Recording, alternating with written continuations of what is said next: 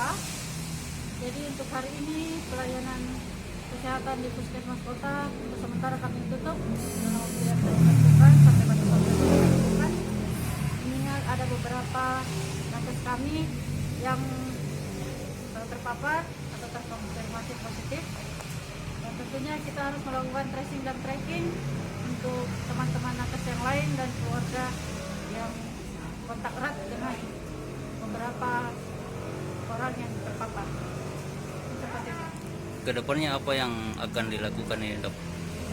Yang tadi kita akan melakukan tracing dan tracking untuk nakes yang lain dan keluarga yang kontak erat dengan yang terkonfirmasi positif. Boleh tahu dia terpapar dari pasien apa ini, Dok? Yang sebelumnya atau bagaimana?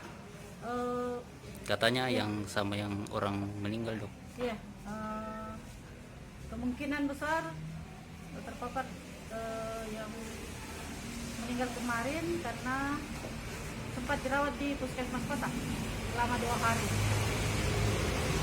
Kemungkinan